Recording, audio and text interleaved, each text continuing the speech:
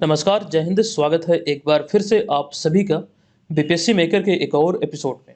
आज के इस वीडियो में 10 दिसंबर 2023 से संबंधित करंट अफेयर्स के प्रश्नों को हम आपके समक्ष लेकर आए हैं, जिसमें बिहार, राष्ट्रीय, अंतर्राष्ट्रीय तीनों घटनाओं का संग्रह है और हमेशा की तरह यहाँ पर आपको जानकारी विस्तार पूर्वक दिया जाएगा। अगर आप चैनल पर पहली बार विजिट किए हैं तो आप पहले इस वीडियो को देख लीजिए। अगर आपको लगे कि यहाँ से आपकी हेल्प हो सकती है तो निश्चित तौर पर आप हमें जरूर फॉलो कीजिएगा। चलिए, अब यहाँ पर हम आज की इस सेशन की शुरुआत करते हैं पिछले वीडियो के प्रश्न से। पिछले वीडियो में हमने आपसे प्रश्न पूछा था कि हाल ही में जारी राष्ट्रीय अपराध रिकॉर्ड ब्यूरो यानी कि एनसीआरबी अर्थात नेशनल क्राइम रिकॉर्ड ब्यूरो की एक रिपोर्ट के अनुसार दहेज के लिए महिलाओं की हत्या के मामले में बिहार का कौन सा स्थान है। आपको हमने जानकारी दिया था कि इस मामले में उत्तर प्रदेश पहले स्थान पर है, जबकि बात अगर करें बिहार की तो अपना बिहार दहेज के लिए महिलाओं की हत्या के मामले में एनसीआरबी की रिकॉर्ड के अनुसार ये दूसरे स्थान पर है। तो विकल्प नंबर बी यहाँ पर इस प्रश्न का राइट आंसर था। कोशिश कीजिए कि जो भी प्रश्न आप लोगों से पूछे जाते हैं आप लोग से कमेंट बॉक्स में लिखें और सारी जानकारी आप विस्तार पूर्वक लिखें। विस्तार से लिखने का फायदा ये होता है कि चीज़ों को आप लंबे समय तक याद रखने में सक्षम हो पाते हैं। तो ये पहला प्रश्न है कि बिहार के सरकारी स्कूलों की शैक्षणिक गुणवत्ता को सुधारने के लिए किस मिशन की शुरुआत हाल ही में की गई है। इसका राइट आंसर है मिशन दक्ष की शुरुआत हाल ही में की गई। विकल्प नंबर बी यहाँ पर इस प्रश्न का करेक्ट आंसर होगा। आपको बता दूं कि बिहार के सरकारी स्कूलों की शैक्षणिक गुणवत्ता को सुधारने के लिए मिशन दक्ष की शुरुआत की गई है और आंकड़ों के अनुसार मिशन दक्ष प्रदेश यानी कि बिहार के 71,863 प्रारंभिक स्कूलों में लागू है और इस मिशन के तहत विद्यालय की कक्षाएं समाप्त होने के बाद एक शिक्षक 5 कमजोर बच्चों को विशेष कक्षाएं दे रहे हैं, यानी कि विशेष रूप से उन्हें पढ़ाया जा रहा है। और ये जो कक्षाएं होती है 45 मिनट की होती है। स्कूल का जो समय है वो समाप्त होने के बाद जो कमजोर छात्र छात्राएं उन पर विशेष ध्यान दिया जाता है और यही मिशन दक्ष का एक उद्देश्य है कि जो कमजोर छात्र हैं उन्हें बेहतर एजुकेशन देकर, एक्स्ट्रा मतलब उसे समय देकर उन्हें बेहतर किया जाए। यही उद्देश्य है और इसी को लेकर यानी कि मूल रूप से बात करें तो सरकारी स्कूलों में जो विद्यार्थी पढ़ रहे हैं, जो कमजोर खास करके हैं, उनकी शैक्षणिक गुणवत्ता को सुधार करने की दिशा में बिहार सरकार की एक पहल है और इसे नाम दिया गया है मिशन दक्ष। अच्छा, कुछ पॉइंट और भी है मिशन दक्ष से ही संबंधित, इसे ध्यान से देखिए कि शिक्षा विभाग ने हाल ही में सभी शिक्षकों के लिए 6 कक्षाएं लेना अनिवार्य किया है। प्रत्येक दिन 6 कक्षाएं लेना अनिवार्य किया है, लेकिन जो शिक्षक प्रतिदिन 6 कक्षाओं को नहीं पढ़ा पाते हैं या फिर नहीं पढ़ाते हैं तो उन्हीं को ही केवल मिशन दक्ष में पढ़ाना अनिवार्य होगा।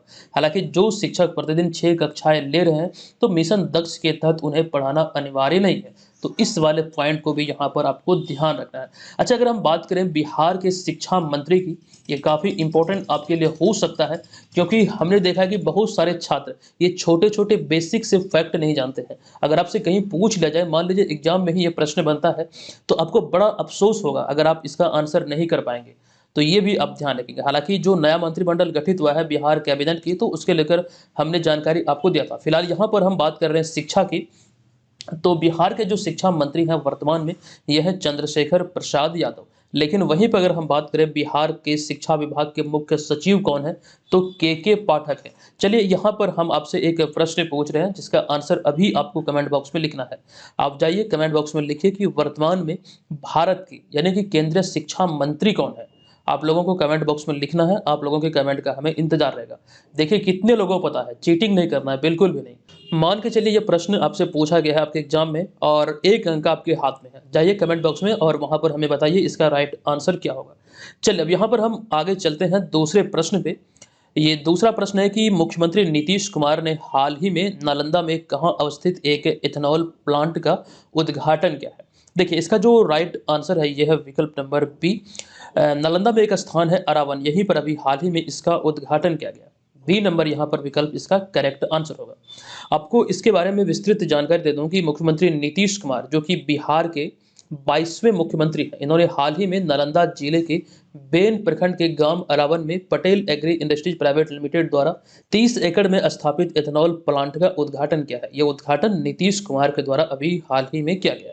कुछ और पॉइंट है, जैसे कि इस प्लांट की अगर हम क्षमता की बात करें तो इस प्लांट की जो क्षमता है वो 500 किलोलीटर प्रतिदिन की है। तो क्षमता भी आपको ध्यान रखना है। अच्छा, इससे पहले नीतीश कुमार ने एक और एथेनॉल प्लांट का उद्घाटन किया था अप्रैल 2023 में।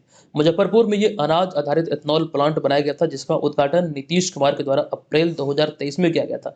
लेकिन इससे एक वर्ष पहले अप्रैल 2022 की हम बात करें तो ये आपके लिए काफ़ी इंपॉर्टेंट हो सकता है। अप्रैल 2022 में eastern India biofuels private limited द्वारा 105 करोड़ की लागत से पूर्णिया के परोरा में भारत के पहले अनाज आधारित एथेनॉल प्लांट का उद्घाटन किया गया था।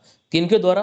तो नीतीश कुमार के द्वारा। अच्छा, हमने कई बार आपको जानकारी दिया कि एथेनॉल नीति को लागू करने वाला जो बिहार अपना राज्य है, ये पहला राज्य है जो एथेनॉल नीति को लागू किया था। अच्छा, यहाँ पर अगर हम बात करें पूर्णिया के परोरा में जो अनाज आधारित एथेनॉल प्लांट स्थापित किया गया है, जो इसका उद्घाटन हुआ था, ये कंप्लीट जानकारी यहाँ पर भी दी गई है। आप लोग देख सकते हैं, आप लोग चाहें तो इसका स्क्रीनशॉट ले लीजिए। मुख्यमंत्री नीतीश कुमार के द्वारा 30 अप्रैल 2022 को इसका उद्घाटन किया गया था। तो ये चीज़ ध्यान रखें, पूर्णिया में एक स्थान है परोरा, यहीं पर ये भारत का पहला अनाज आधारित एथेनॉल प्लांट स्थापित किया गया है। तो कहीं ना कहीं ये गर्व की बात है, ये ध्यान रखेंगे। चलिए आगे चलते हैं हम यहाँ पर अगले तीसरे प्रश्न पे। ये प्रश्न है कि किस भारतीय नृत्य को यूनेस्को की अमूर्त सांस्कृतिक विरासत की सूची में शामिल किया गया है? इस प्रश्न का हमारा राइट आंसर होगा अभी हाल ही में गरबा नृत्य को यूनेस्को की अमूर्त सांस्कृतिक विरासत की सूची में शामिल किया गया। विकल्प नंबर ए यहाँ पर इस प्रश्न का राइट आंसर होगा।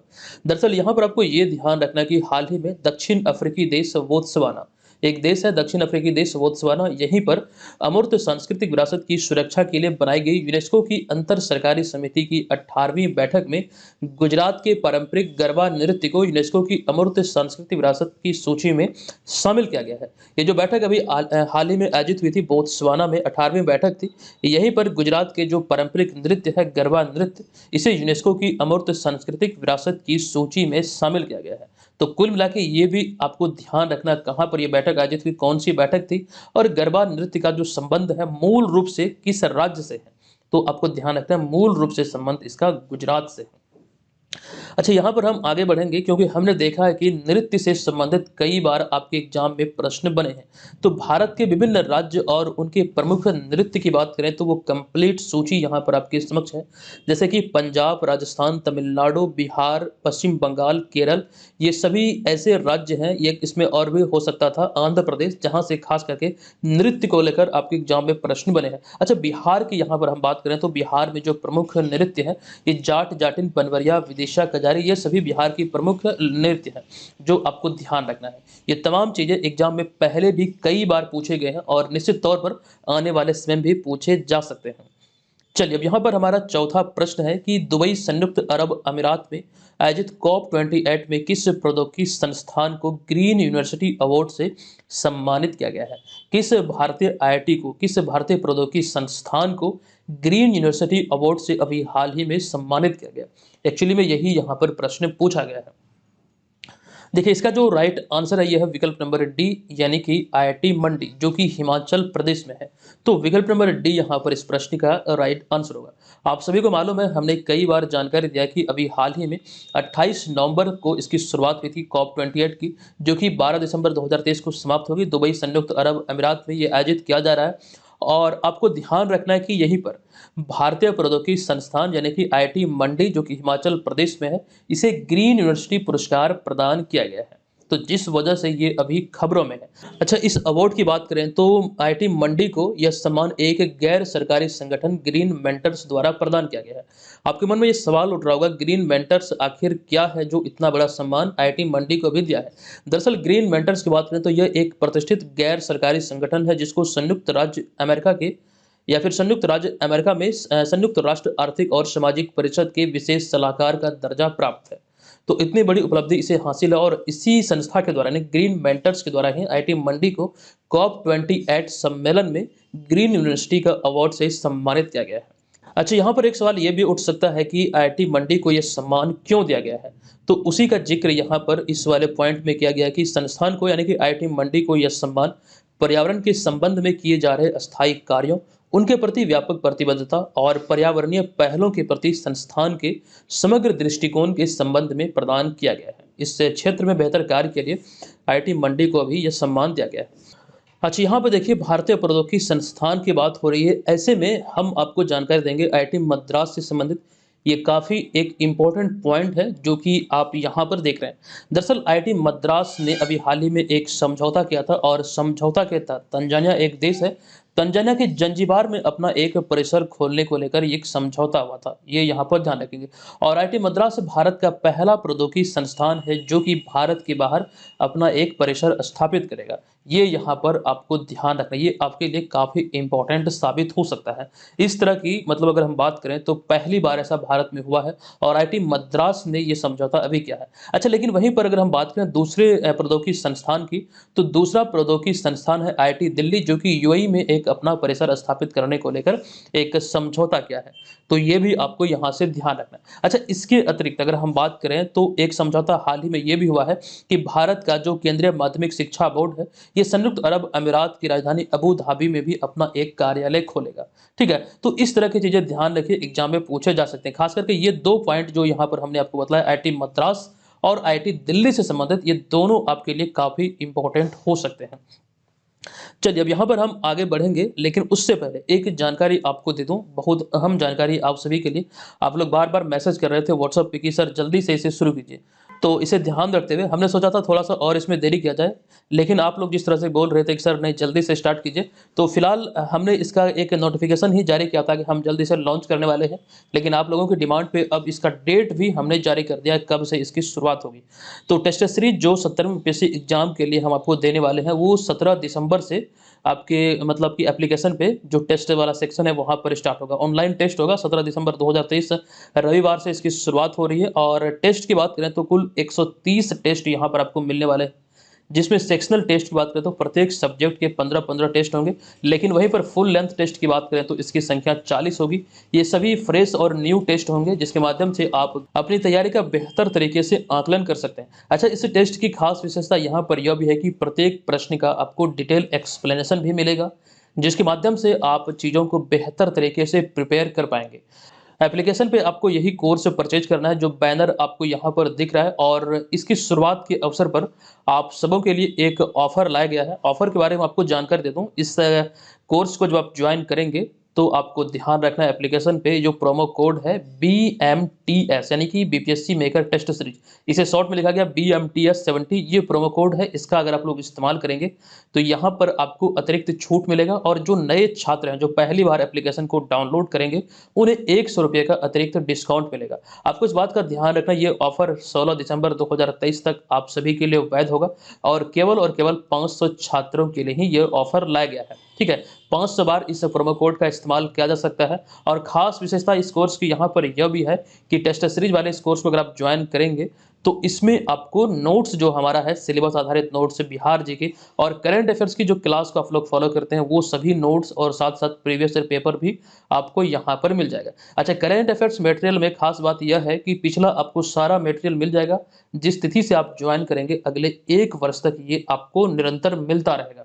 ठीक है, तो जो लोग इच्छुक हैं इसे जरूर ज्वाइन कीजिएगा, इस प्रोमो कोड का इस्तेमाल करना आपको, ताकि आपको यहाँ पर डिस्काउंट मिल सके।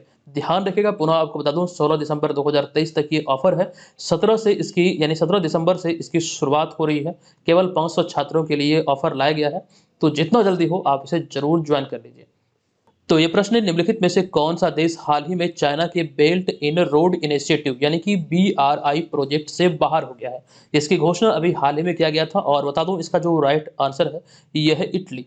विकल्प नंबर सी यहाँ पर इस प्रश्न का राइट आंसर होगा। दरअसल बेल्ट इन रोड इनिशिएटिव जो चाइना से संबंधित है, तो इसकी शुरुआत की अगर हम बात करें, ये खबरों में है फिलहाल, यहाँ पर जो प्रश्न में लिखा गया है, तो शुरुआत से भी संबंधित प्रश्न एग्जाम में पूछे जा सकते हैं। तो 2013 में शुरू हुए या फिर शुरू होने के बाद 100 से अधिक देशों ने चाइना के साथ समझौता किया है इस इनिशिएटिव के अंतर्गत। लेकिन अभी आपको बता दूं जो खबरों में रहने का रीजन है, दरअसल यहाँ पर इटली इस प्रोजेक्ट से बाहर हुआ है। इटली की बात करें तो 2019 में इटली के जो तत्कालीन प्रधानमंत्री थे ग्यूसेप कोंटे, तो इन्होंने इस समझौते पर हस्ताक्षर किए थे। उन्हें उम्मीद थी कि इससे उनके देश में व्यापारिक लाभ मिलेगा, लेकिन चीनी कंपनियां जो थी वो ऐसा करती नजर नहीं आई। तो इटली ने अभी हाल ही में ये घोषणा किया कि इस प्रोजेक्ट से बाहर होना ही बेहतर है। दरअसल ऐसा फैसला इसलिए भी लिया गया क्योंकि अभी हाल ही में 2024 में मार्च में ये जो प्रोजेक्ट के था, ये जो समझौता हुआ था वो रिन्यू होना था। तो इसको लेकर इटली सरकार ने फैसला किया कि अब वो इस प्रोजेक्ट से बाहर होगा, क्योंकि उन्हें किसी प्रकार की जो जिस तरह से वे चाह रहे थे व्यापारिक लाभ उन्हें मिलेगा, उस तरह का व्यापारिक लाभ उन्हें नहीं मिल रहा है। तो जिस वजह से अभी हाल ही में इटली सरकार ने इससे बाहर होने का निर्णय लिया। अच्छा, अगर हम बात करें बेल्ट इन रोड इनिशिएटिव की, जो कि चाइना की एक इनिशिएटिव है, तो इसी बारे में यहाँ पर हमने लिखा है, ये आखिर है क्या। अभी हमने बताया आपको 2013 में इसकी शुरुआत हुई थी, आप लोग यहाँ भी नोट कर लीजिए।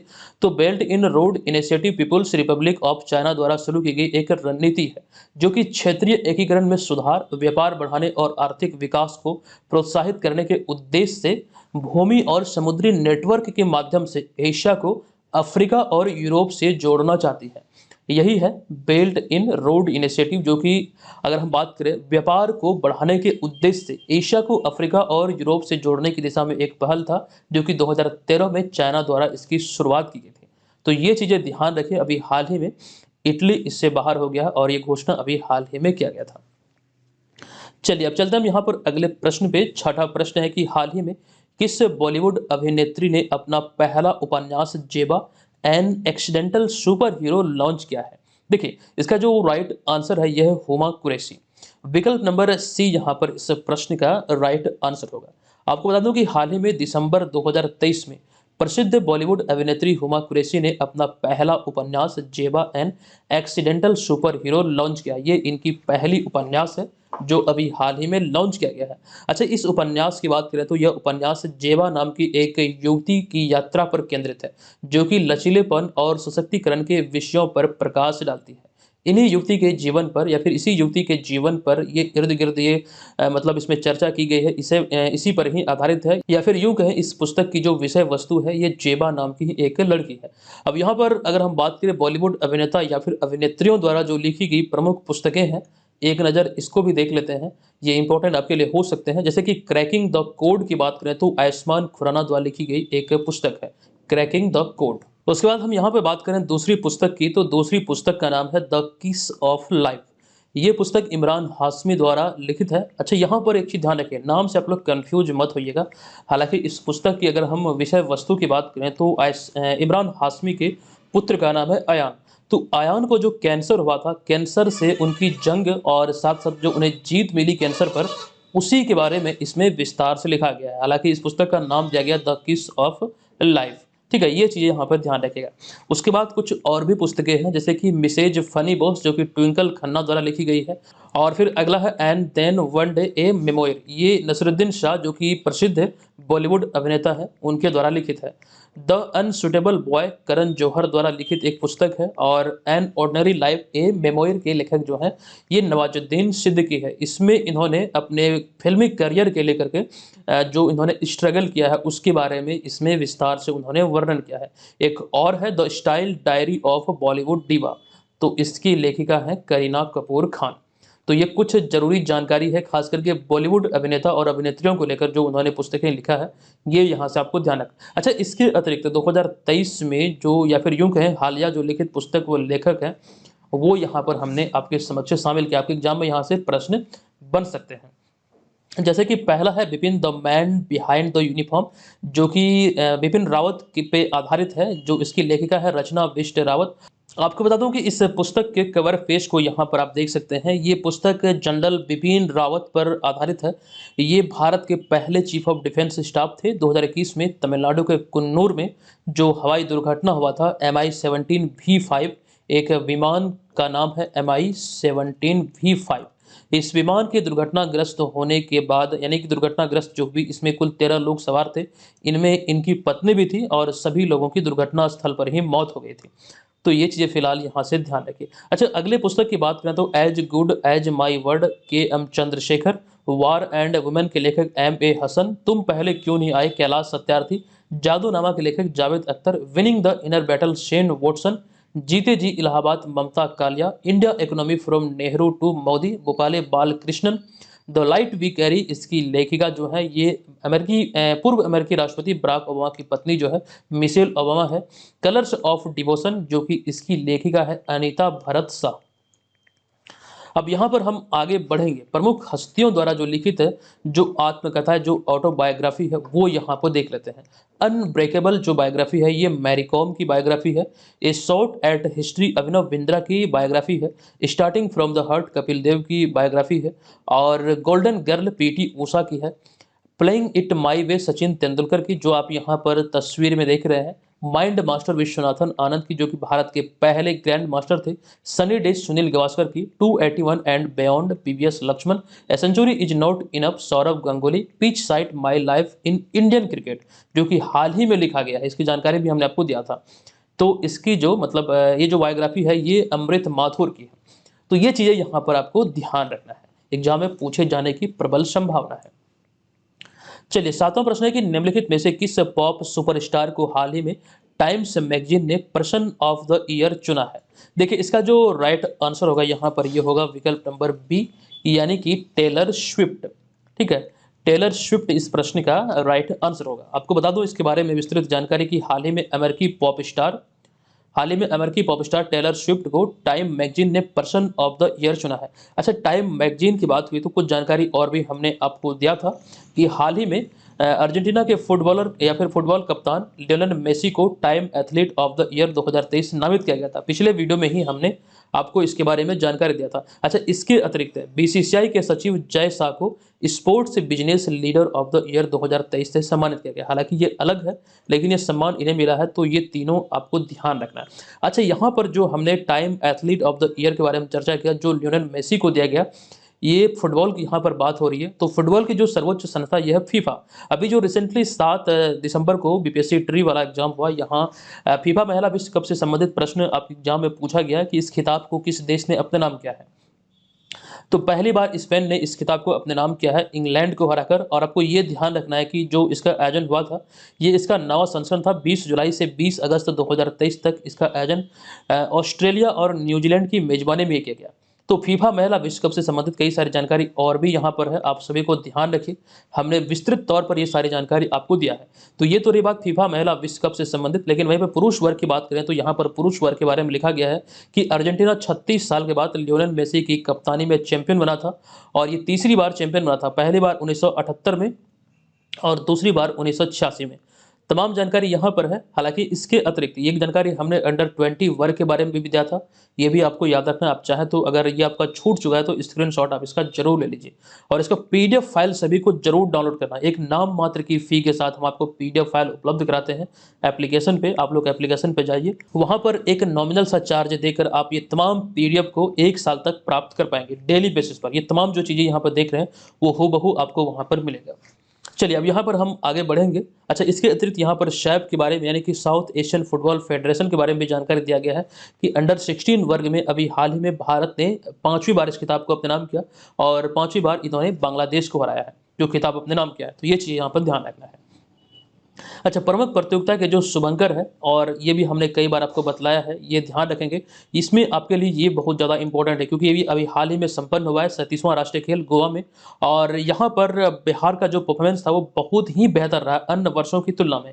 बिहार यहाँ पर 8 पदक अपने नाम किया, जिसमें 3 रजत और 5 कांस्य पदक शामिल है, और पदक तालिका में बिहार 8 पदकों के साथ 30वें स्थान पर रहा। ये सारी बातें ऑलरेडी हमने आपको बतला दिया, इसीलिए यहाँ पर हम इसे फास्ट लेकर निकल रहे हैं। ठीक है, आप लोग चाहें तो जो पहली बार देख रहे हैं वीडियो को पॉज कीजिए, थोड़ा सा देखिए, समझिए यहाँ पर क्या लिखा है, और इसे जरूर नोट कीजिए। चलिए, 8वां प्रश्न है कि भारतीय मूल के किस शख्स को हाल ही में ब्रिटिश ब्रॉडकास्टिंग कॉरपोरेशन यानी कि बीबीसी का नया अध्यक्ष नियुक्त किया गया है। देखिए, काफी इंपॉर्टेंट प्रश्न है, और इसका जो राइट आंसर है यह है विकल्प नंबर सी, यानी कि समीर शाह। आपको बता दूं कि हाल ही में ऋषि सुनक सरकार, जो ब्रिटेन में ऋषि सुनक की सरकार है, तो भारतीय मूल के समीर शाह को हाल ही में ब्रिटिश मीडिया बीबीसी का चेयरमैन नियुक्त किया है। ये यहाँ से ध्यान रखिए, इनका नाम क्या है, तो समीर शाह, जो कि 71 वर्ष के हैं, और मूल रूप से महाराष्ट्र के औरंगाबाद, ये मतलब यहीं के रहने वाले हैं। और आपको ध्यान रखना है, महाराष्ट्र में जो औरंगाबाद है, इसको लेकर कल भी हमने आपसे चर्चा किया था कि भारत में औरंगाबाद नाम का 2 स्थान है, एक तो बिहार में, एक औरंगाबाद में। सॉरी महाराष्ट्र में। तो महाराष्ट्र वाला जो औरंगाबाद है उसका नामांकन अभी किया गया है, जिसे कि नाम परिवर्तित करते हुए एक नया नाम दिया गया है संभाजी नगर। तो ये भी आपको ध्यान रखना है, कल भी हमने इसकी चर्चा किया था। अब यहाँ पर बीबीसी की बात करें तो इसका जो पूरा नाम होता है, पूरा रूप होता है, ये होता है ब्रिटिश ब्रॉडकास्टिंग कॉरपोरेशन अर्थात बीबीसी, जो कि यूनाइटेड किंगडम का राष्ट्रीय प्रसारक है, जिसका ब्रॉडकास्टिंग जो हाउस है ये लंदन में है और इसकी स्थापना हुई थी 18 अक्टूबर 1922 को। अर्थात यहाँ पर आपको ये ध्यान रखना है, अगर हम बात करें किसी प्रसारक की, राष्ट्रीय प्रसारक की, तो दुनिया के सबसे पुराने राष्ट्रीय प्रसारक में से एक है बीबीसी। लगभग 100 वर्ष से अधिक इसको हो चुका है, ये भी यहाँ पर आपको ध्यान रखना है। अच्छा, यहाँ पर अगर हम बात करें तो बीबीसी ने अपने वर्ल्ड सर्विस की जो शुरुआत की थी 19 दिसंबर 1932 को किया था, और ये शुरुआत किंग जॉर्ज पंचम के एक क्रिसमस मैसेज के साथ हुआ था। तो ये भी आपको ध्यान रखना, वर्ल्ड सर्विस की जो शुरुआत हुई थी बीबीसी के द्वारा ये 19 दिसंबर 1932 को हुई थी। अच्छा, भारत की अगर हम बात करें तो भारत के राष्ट्रीय प्रसारक के रूप में ऑल इंडिया रेडियो को जाना जाता है, और 23 जुलाई 1927 को ऑल इंडिया रेडियो की स्थापना इंडियन ब्रॉडकास्टिंग कंपनी लिमिटेड अर्थात आईबीसी नामक एक निजी कंपनी के रूप में किया गया था। तो ये भी आपको ध्यान रखना है, एक निजी कंपनी के रूप में इंडियन ब्रॉडकास्टिंग कंपनी लिमिटेड नाम से किया गया था 23 जुलाई 1927 को। ठीक है, तो इतनी सारी जानकारी यहाँ पर ध्यान रखिए। चलिए, अगला प्रश्न है कि किस भारतीय पूर्व क्रिकेटर को जम्मू कश्मीर के लिए युवा मतदाता जागरूकता राजदूत नियुक्त किया गया है? ये खबरों में है और ध्यान रखेंगे, इसका राइट आंसर होगा विकल्प नंबर ए, यानी कि सुरेश रैना। आपको बता दूं कि हाल ही में पूर्व भारतीय क्रिकेटर सुरेश रैना को जम्मू कश्मीर के लिए युवा मतदाता जागरूकता राजदूत नियुक्त किया गया है। अच्छा, सुरेश रैना का जन्म 27 नवंबर 1986 को गाजियाबाद उत्तर प्रदेश में हुआ था। सुरेश रैना से संबंधित एक प्रश्न आपके एग्जाम में पूछे गए थे कुछ समय पहले, वो भी हम आपको बतलाएंगे, लेकिन उससे पहले एक रिकॉर्ड इनके नाम है, एक बहुत बड़ा रिकॉर्ड है, आप यहाँ पर इस वाले पॉइंट में देख रहे हैं। दरअसल सुरेश रैना जुलाई 2010 में श्रीलंका के खिलाफ टेस्ट शतक लगाकर क्रिकेट के तीनों फॉर्मेट में शतक लगाने वाले पहले भारतीय बनने का रिकॉर्ड बनाया था। हालांकि अब इस सूची में रोहित शर्मा का नाम जुड़ चुका है, और उसके बाद केएल राहुल, और इस सूची में अब विराट कोहली का भी नाम जुड़ चुका है। तो तीनों फॉर्मेट में अगर हम बात करें शतक लगाने वाले भारतीय बल्लेबाजों की, तो इस सूची में 4 खिलाड़ी शामिल हैं, सुरेश रैना, रोहित शर्मा, केएल राहुल और विराट कोहली। अच्छा, यहाँ पर जिसकी चर्चा अभी हम थोड़ी देर पहले कर रहे थे, जो प्रश्न आपके एग्जाम में पूछे गए हैं, वो ये वाला प्रश्न था उनके संन्यास से। दरअसल सुरेश रैना और महेंद्र सिंह धोनी ने 15 अगस्त 2020 को अंतर्राष्ट्रीय क्रिकेट से संन्यास लिया था। देखिए, पहले महेंद्र सिंह धोनी ने संन्यास लिया था, उसके चंद 5 से 10 मिनट पश्चात सुरेश रैना ने संन्यास लिया था, जिससे ये बहुत ज़्यादा खबरों में आया था, और जिसके बाद ये प्रश्न आपके एग्जाम में भी पूछा गया। तो ये तिथि था 15 अगस्त 2020। अब यहाँ पर हमारा अगला पॉइंट है महेंद्र सिंह धोनी से संबंधित कि इन्हीं की कप्तानी में भारत ने 2011 में एक दिवसीय क्रिकेट विश्व कप का खिताब 28 साल बाद जीता था। ठीक है, ये सारी जानकारी यहाँ पर भी दी गई कि भारत एक दिवसीय क्रिकेट विश्व कप का खिताब 2 बार अपने नाम किया है। पहली बार 1983 में कपिल देव की अगुवाई में, और दूसरी बार 2011 में महेंद्र सिंह धोनी की अगुवाई में। ठीक है। अच्छा, अगर हम बात करें अभी हाल ही में जो 13वां एक दिवसीय क्रिकेट विश्व कप का आयोजन हुआ है भारत में, भारत इसकी मेजबानी किया है, ये इसका 13वां संस्करण है, ये भी आपको ध्यान तो रखना ही है। लेकिन ये कब आयोजित हुआ, तो 5 अक्टूबर से लेकर 19 नवंबर 2023 तक, और ये दूसरी बार है जब स्वतंत्र तौर पर भारत ने इसकी मेजबानी किया है। पहली बार 2011 में और दूसरी बार 2023 में। हालांकि भारत संयुक्त तौर पर इससे पहले 1987, 1996 भी मेजबानी कर चुका है। तो फाइनली आपको ये ध्यान रखना है, भारत चौथी बार इसकी मेजबानी किया है, लेकिन स्वतंत्र रूप से पूछे तो ये दूसरी बार है जब भारत इसकी मेजबानी किया है। तो ये चीजें यहाँ से ध्यान रखिए। चलिए, 10वां प्रश्न है कि भारतीय रिजर्व बैंक ने हाल ही में 8 दिसंबर 2023 को रेपो रेट कितना निर्धारित किया है? ये खबरों में है और इसका राइट आंसर है, इसे अपरिवर्तित रखा गया है, 6.5 ही रखा गया है। तो विकल्प नंबर डी यहाँ पर इसका राइट आंसर है। आपको बता दूं कि हाल ही में 8 दिसंबर 2023 को आरबीआई के गवर्नर शक्तिकांत दास ने मॉनेटरी पॉलिसी का ऐलान किया, और इसके तहत आरबीआई ने लगातार 5वीं बार रेपो रेट में कोई बदलाव नहीं करते हुए इसे 6.5 पर बरकरार रखा है। ठीक है, तो जिस वजह से ये खबरों में ये 5वीं बार है जब इसे उसी स्थान पर रखा गया, इसमें कोई बदलाव नहीं किया गया है। हालांकि इसके अतिरिक्त जो 25वें वो मौजूदा गवर्नर है शक्तिकांत दास, इन्होंने जीडीपी ग्रोथ रेट के अनुमान को भी जारी किया, जो कि 6.5% से बढ़ाकर अब 7% कर दिया है। तो ये भी आपको ध्यान रखना है। अच्छा, अगले कुछ पॉइंट में अगर हम बात करें तो हालिया जारी global finance central banking report 2023 में आरबीआई गवर्नर शक्तिकांत दास को A+ रेटिंग दी गई थी। अच्छा, इसकी जानकारी हमने विस्तृत तौर पर आपको दिया था शक्तिकांत दास से संबंधित कि जो सेंट्रल बैंकिंग अवार्ड है यानी केंद्रीय बैंकिंग पुरस्कार के तहत इसे या फिर इन्हें गवर्नर ऑफ द ईयर चुना गया है। अच्छा, शक्तिकांत दास ये अवार्ड पाने वाले आरबीआई के दूसरे गवर्नर हैं। अगर हम बात करें पहले गवर्नर की तो 2015 में ये आरबीआई के पहले गवर्नर बने थे रघुराम राजन, जिन्हें की गवर्नर ऑफ द ईयर चुना गया था। ये जानकारी आपको मालूम होगा, हमने कई बार आपको बताया है। अच्छा, इस अवार्ड के अंतर्गत यूक्रेन के नेशनल बैंक को central bank of the year का अवार्ड दिया गया है। ठीक है, तो ये भी आप यहाँ पर ध्यान रखेंगे। आरबीआई से संबंधित बहुत सारी जानकारी आपके एग्जाम में पहले भी कई बार पूछे गए हैं, जैसे इसकी स्थापना कब हुई, और ये तो बहुत एक कॉमन सा प्रश्न हो गया, लेकिन अब आपसे पूछे जा सकते हैं किस एक्ट के आधार पर आरबीआई की स्थापना हुई थी। तो 1934 के एक्ट के आधार पर 1 अप्रैल 1935 को इसकी स्थापना हुई थी। यह भारत का केंद्रीय बैंक है और सभी बैंकों का संचालक है। हालांकि स्थापना के समय इसका जो कार्यालय था, जो हेडक्वार्टर था, वो कोलकाता में स्थापित किया गया था, लेकिन स्थापना के 2 वर्ष पश्चात 1937 में अस्थायी रूप से इसे मुंबई में स्थानांतरित किया गया। और आरबीआई से संबंधित ये वाला पॉइंट काफी इंपॉर्टेंट है कि आरबीआई की नियुक्ति जो है ये वित्त मंत्री की सलाह पर प्रधानमंत्री द्वारा किया जाता है। आरबीआई का जो प्रतीक चिन्ह ये ताड़ का पेड़ और बाग है, जो आप यहाँ पर लोगों में देख रहे हैं। यहाँ से आपके एनटीपीसी एग्जाम में, जो अभी हाल ही में एनटीपीसी एग्जाम आयोजित हुआ था पिछले वर्ष, वहां पर इस लोगो से संबंधित प्रश्न बना था। ये चीजें यहाँ पर ध्यान रखिए। चलिए, अब यहाँ पर हम चलेंगे आगे अगले प्रश्न पे। हमारे यहाँ पर अगला 11वां प्रश्न है कि निम्नलिखित में से किस तिथि को भारत में प्रतिवर्ष सशस्त्र सेना झंडा दिवस मनाया जाता है। तो भारत में प्रत्येक वर्ष 7 दिसंबर को, यानी कि विकल्प नंबर बी यहाँ पर इस प्रश्न का राइट आंसर होगा। 7 दिसंबर को प्रत्येक वर्ष सशस्त्र सेना दिवस भारत में मनाया जाता है। उसी का जिक्र यहाँ पर है कि भारत में सशस्त्र सेना झंडा दिवस प्रत्येक वर्ष 7 दिसंबर को मनाया जाता है। इसकी शुरुआत हुई थी वर्ष 1949 में, और इसके तहत सशस्त्र बलों के सैनिकों और दिग्गजों को श्रद्धांजलि दी जाती है। तो ये तो रही बात यहाँ पर सशस्त्र सेना झंडा दिवस से संबंधित, लेकिन इसके एक दिन पश्चात 8 दिसंबर को बौद्धि दिवस मनाया जाता है। और ऐसी मान्यता है कि इसी दिन सिद्धार्थ गौतम को ज्ञान की प्राप्ति हुई थी और वे राजकुमार सिद्धार्थ गौतम से महात्मा बुद्ध कहलाए थे। अच्छा, बौद्ध धर्म की बात अगर हम करें तो बौद्ध धर्म में जो बौद्ध धर्म का संस्थापक माना जाता है गौतम बुद्ध को ही माना जाता है। अच्छा, ज्ञान प्राप्ति की बात हुई है तो वैशाख पूर्णिमा की रात इन्हें बोध गया में निरंजना नदी के तट पर, जिन्हें की फल्गु नदी के नाम से भी जाना जाता है, तो यहीं पर इन्हें ज्ञान की प्राप्ति हुई थी। अच्छा, महात्मा बुद्ध से संबंधित कई सारी जानकारी हमने आपको बतलाया है और कई सारे प्रश्न यहाँ से आपके एग्जाम में पूछे भी गए। एक हॉट टॉपिक है यहाँ से बीपीएससी एग्जाम में, खास करके बौद्ध धर्म, जैन धर्म, यहाँ से प्रश्न बने हैं। तो आप लोग वीडियो को पॉज करके ये तमाम चीज़ों को जरूर पढ़ लीजिए। यहाँ पर हमने लगभग 30 पॉइंट आपके समक्ष रखे हैं। ये काफ़ी इंपॉर्टेंट है, यहाँ से प्रश्न पहले भी बने हैं और आने वाले समय में भी पूछे जा सकते हैं। तो ये तो सारी जानकारी इंपॉर्टेंट है ही, लेकिन बौद्ध धर्म में बौद्ध सम्मेलन को लेकर भी बहुत सारी जानकारी आपसे एग्जाम में पूछे गए हैं। यहाँ से बहुत प्रकार के प्रश्न बनते हैं।